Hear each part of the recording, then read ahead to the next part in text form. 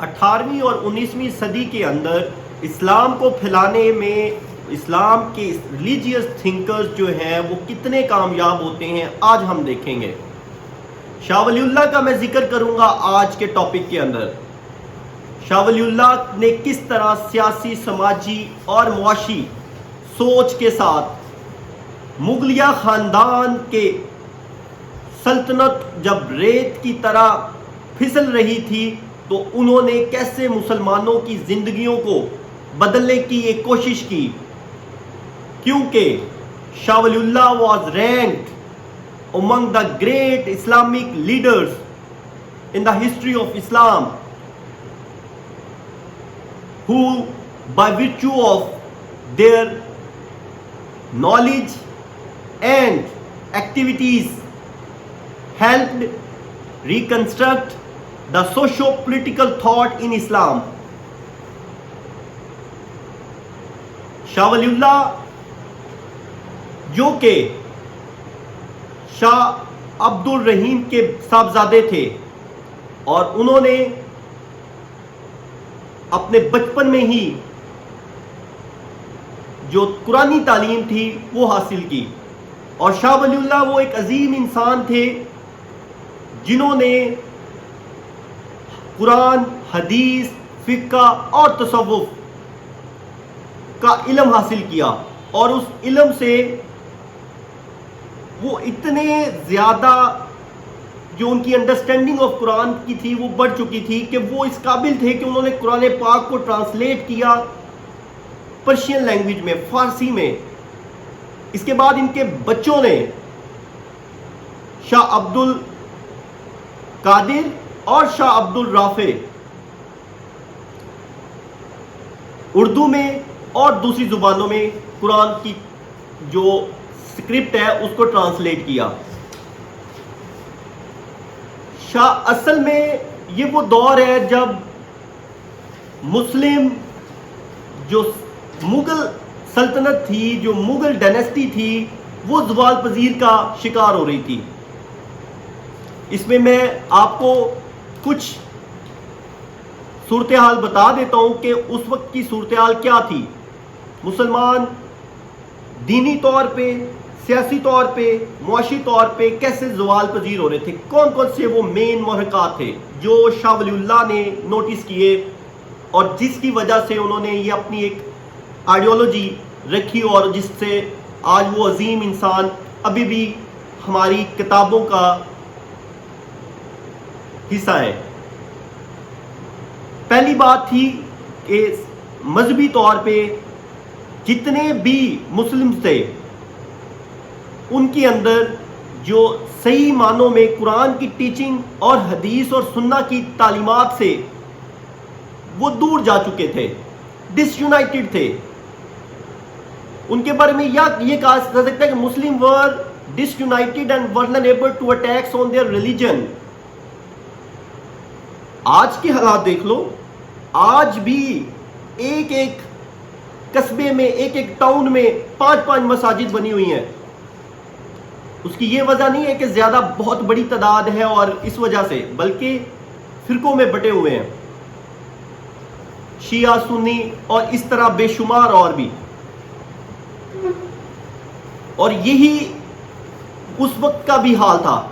مسلمانوں کا یہی حال تھا اس وقت بھی۔ اس میں دوسری بات تھی کہ جو فکشن تھی صوفیز اور علماء کی، وہ بھی ایک معاملہ تھا۔ سیکٹیرین کانفلکٹ بہت بڑا ایشو تھا، اور ڈسپیوٹ تھا 4 جو اسکول آف تھاٹس ہیں ان کے درمیان، ملکی، شافعی، حنبلی، اور اس کے علاوہ جو سیاسی طور پہ جو معاملات تھے وہ بہت پیچیدہ تھے، جس میں ویک سکسیسر آف اورنگزیب عالمگیر آخری بادشاہ تھے، مغل بادشاہ جو کہ مضبوط اعصاب کا مالک تھا، اور اس کے بعد جتنے بھی آئے 1857 تک سب کمزور، عیاشی پسند اور مزے کرنے والے تھے، شرابی۔ اس میں ایک تو یہ، اور خاص طور پہ تینوں اطراف سے، مشرق، مغرب اور جنوب کی طرف سے، کسی سائڈ سے مراٹھا نے اٹیک کیا تھا، کر رہے تھے، کسی سائڈ سے سکھ اٹیک کر رہے تھے، کسی سائڈ سے راجپوت اٹیک کر رہے تھے. تو یہ ایک انارکی کی سچویشن تھی، بڑا برا حال تھا، لڑائی جھگڑے، انتشار، اور مسلمان ٹوٹ پھوٹ کا شکار ہو رہے تھے. ایک اور یہ تھیم تھا کہ جو اسٹیٹ آف انسیکیورٹی تھی، انارکی، انسیکیورٹی تھی.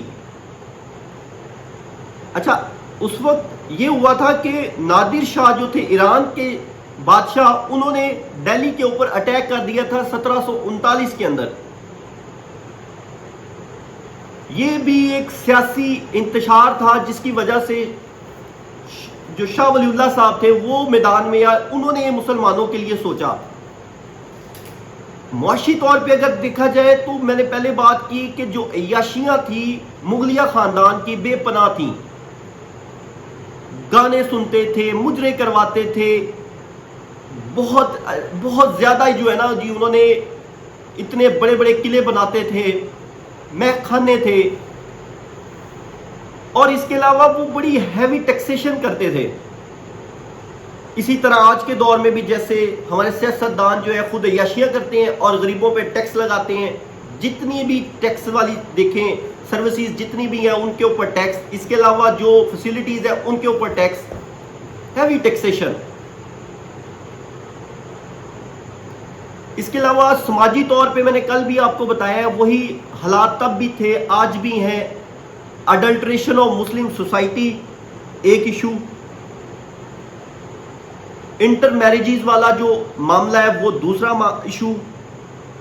اور ہندو مسلم کلچر کی جو مکسنگ تھی وہ بھی ایک بہت بڑا ایشو تھا. اچھا، شاہ ولی اللہ صاحب جو تھے نا، انہوں نے ایک تو نیک کام کیا تھا کہ انہوں نے قرآن پاک کو مختلف زبانوں کے اندر ٹرانسلیٹ کیا، اور دوسرا کام انہوں نے یہ کیا کہ ماشاءاللہ انہوں نے 51 کتابیں لکھی، 51 بکس لکھی انہوں نے، اور جو موسٹ پرومیننٹ ہے وہ حجت البالغہ اور ازالہ اخفا. یہ کتابیں انہوں نے اس وجہ سے لکھی تھی کہ جو یہ شیعہ سنی کی تقسیم کے اندر مسلمان تھے ان کو ختم کرنے کے لیے انہوں نے چاروں جو عظیم خلفۂ راشدین تھے ان چاروں کے اوپر انہوں نے، ان کی زندگی کے اوپر انہوں نے کتابیں لکھی، تاکہ مسلمان جو یہ تفریق کا شکار ہے یہ ختم ہو، ان کی تفریق. اس کے بعد ایک اور چیز یہ تھی کہ انہوں نے سیاسی طور پہ جو ایک عظیم کام کیا کہ انہوں نے مراٹھا کے اٹیک کو کنٹرول کرنے کے لیے، بچنے کے لیے، انہوں نے 1761 کے اندر بیٹل آف پانی پت کے اندر خود بھی شامل ہوئے، اور احمد شاہ ابدالی کو بھی لیٹر لکھا، خط لکھا، منت سماجت کی کہ آؤ اور مسلمان ایک ہو کر ان مراٹھاز کا مقابلہ کرتے ہیں، اور جس میں مسلمانوں کو کامیابی ملی. لیکن انفارچونیٹلی اس کے بعد ایسا کچھ نہ ہو سکا. ایک بڑا عظیم شعر ہے، شعر وہ یہ ہے کہ مگر وہ علم کے موتی کتابیں اپنے ابا کی، مگر وہ علم کے موتی کتابیں اپنے ابا کی، جو دیکھیں ان کو یورپ میں تو دل ہوتا ہے سپارہ، جو دیکھیں ان کو یورپ میں تو دل ہوتا ہے سپارہ. یہ شاہ ولی اللہ صاحب کے بارے میں کہا جاتا ہے. شاہ ولی اللہ نے بے شمار جو ریفارمز دی، میں اگر وہ آپ کو فنگر ٹپس پہ کرواؤں تو اتنا مشکل نہیں ہے، بہت زبردست قسم کی تھی. جس میں سب سے پہلی جو ریفارم جو ریلیجیس طور پہ انہوں نے، میں نے بتایا کہ قرآن پاک کو انہوں نے ٹرانسلیٹ کیا. دوسری میں نے بتایا کہ انہوں نے کیسے کنٹریبیوشن کی مدرسہ رحیمیہ کے ساتھ،